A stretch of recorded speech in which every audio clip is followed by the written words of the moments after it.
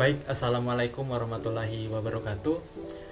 Perkenalkan, nama saya Francisco, NPM 1962201063 dari Prodi Akuntansi Fakultas Ekonomi Muhammadiyah Bengkulu. Di sini saya akan menjelaskan materi yaitu bab 7 tentang pusat pertanggungjawaban keuangan. Seperti yang kita ketahui di sini, untuk pusat pertanggungjawaban keuangan di sini ada tiga komponen utama. Ada tiga komponen utama untuk pusat pertanggungjawaban keuangan, yaitu yang pertama, pusat pertanggungjawaban keuangan yang mendefinisikan pembagian akuntabilitas dari hasil keuangan dalam organisasi. Untuk yang kedua, perencanaan dan sistem penganggaran yang digunakan untuk sejumlah pengendalian yang berhubungan dengan tujuan, termasuk penentuan target kinerja untuk evaluasi kinerja. Yang ketiga, yaitu yang berhubungan dengan tujuan, kontrak insentif yang mendefinisikan hubungan antara hasil dan berbagai imbalan. Untuk pusat pertanggungjawaban di sini ada dua komponen utama, yaitu keunggulan sistem pengendalian keuangan. Yang tujuan utama dari keunggulan sistem pengendalian keuangan yaitu untuk mengevaluasi keuntungan perusahaan pada setiap periode, sehingga keuntungan atau kerugian dari setiap periode diketahui secara spesifik, apakah perusahaan tersebut mengalami kerugian atau keuntungan. Yang kedua yaitu tipe-tipe pusat pertanggungjawaban keuangan. Di sini untuk tipe-tipe pusat pertanggungjawaban keuangan ada 5, yaitu yang pertama pusat investasi. Untuk pusat investasi di sini pengertiannya ialah pusat yang bertanggung jawab yang dipegang oleh manajer yang bertanggung jawab secara baik untuk laporan rugi laba maupun laporan posisi keuangan atau line item yang dibuat untuk menghasilkan return akuntansi atau laba, dan investasi yang dibuat untuk menghasilkan return tersebut. Itu yang pertama. Yang kedua yaitu pusat laba. Di sini untuk pusat laba secara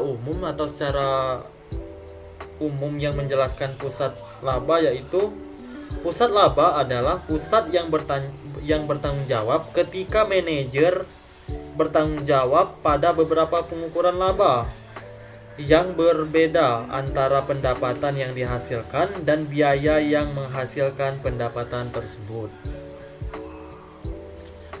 Yang ketiga yaitu pusat pendapatan.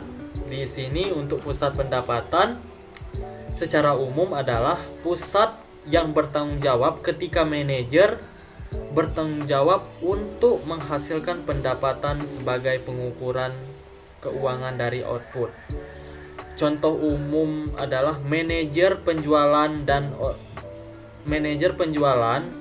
dalam organisasi non laba yakni manajer penganggalangan dana, yaitu manajer yang mengolah dan menganggarkan dana. Selanjutnya yaitu pusat biaya. Di sini pusat biaya atau pengeluaran adalah pusat yang bertanggung jawab ketika manajer bertanggung jawab terhadap beberapa elemen biaya. Biayanya adalah biasanya pengukuran keuangan dari input atau sumber daya yang digunakan oleh pusat pertanggungjawaban. Yang terakhir dari tipe-tipe pusat pertanggungjawaban keuangan yaitu variasi. Di sini yang dimaksud dengan variasi yaitu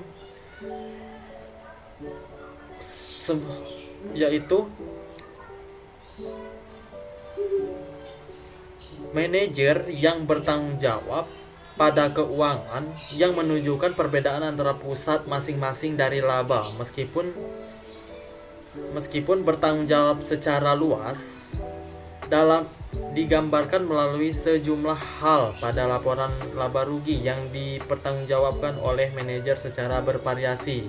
Di sini manajer pusat laba kotor mungkin mungkin adalah tenaga penjualan yang menjual produk pada margin yang bervariasi dan bertanggung jawab atas standar biaya produk yang dijual. Untuk selanjutnya yaitu pemilihan pusat pertanggungjawaban keuangan. Di sini untuk pemilihan pusat pertanggungjawaban keuangan adalah salah satu bagian penting yang harus diingat adalah adanya garis antara tipe pusat pertanggungjawaban keuangan yang tidak selalu mudah untuk dilihat, sehingga pusat pertanggungjawaban tidak selalu informatif.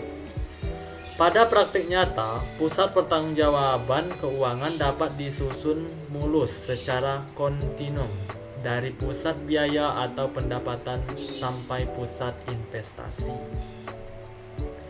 Untuk selanjutnya yaitu masalah harga transfer. Di sini untuk masalah harga transfer, yang pertama tujuan harga transfer yaitu untuk menyediakan sinyal ekonomi yang tepat sehingga mampu mempengaruhi manajemen waktu untuk membuat keputusan yang lebih baik.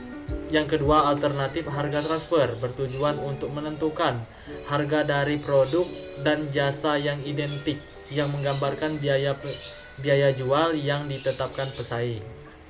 Yang ketiga, harga transfer yang berbasis pasar. Jika pusat laba penjualan tidak dapat mempengaruhi laba penjualan pada harga pasar eksternal, perusahaan harus menutup pusat laba dan membeli pemasok luar. Dan yang terakhir, harga transfer biaya marginal. Harga transfer biaya marginal juga sering sulit untuk diimplementasikan karena sangat sedikit perusahaan yang dapat mengukur biaya marginal secara akurat. Biaya langsung atau bahan baku langsung, tenaga kerja langsung, bukannya sebuah masalah, tetapi yang jadi masalah adalah biasanya yaitu biaya kinerja tidak langsung. Untuk selanjutnya, pengunggulan harga transfer biaya penuh. Di sini ada dua, yaitu memberikan keunggulan kelangsungan hidup dalam jangka panjang untuk produk atau jasa yang berkelanjutan secara ekonomis. Tidak hanya biaya marginal yang harus dipulihkan, tetapi harus menghasilkan biaya margin di atas biaya penuh. Yang kedua, transfer biaya margin relatif mudah diimplementasikan karena perusahaan memiliki sistem dalam perusahaan untuk menghitung biaya penuh dari produk atau barang atau provisal jasa. Di sini beberapa masalah dalam harga transfer yang dinegosiasikan. Yang pertama, akan memakan biaya mahal apabila dikaitkan dengan manajemen waktu. Mengapa demikian? Karena dalam bernegosiasi membutuhkan waktu yang lama dan tidak bisa ditetapkan dalam waktu yang singkat. Banyak hal yang harus dipertimbangkan. Yang kedua, negosiasi kerap menimbulkan konflik antara manajer pusat laba serta menyediakan penyelesaian dari konflik tersebut. Seringkali memerlukan mediasi dari pihak manajer perusahaan. Mungkin itu saja video dari saya. Saya akhiri. Wassalamualaikum warahmatullahi wabarakatuh. Dah.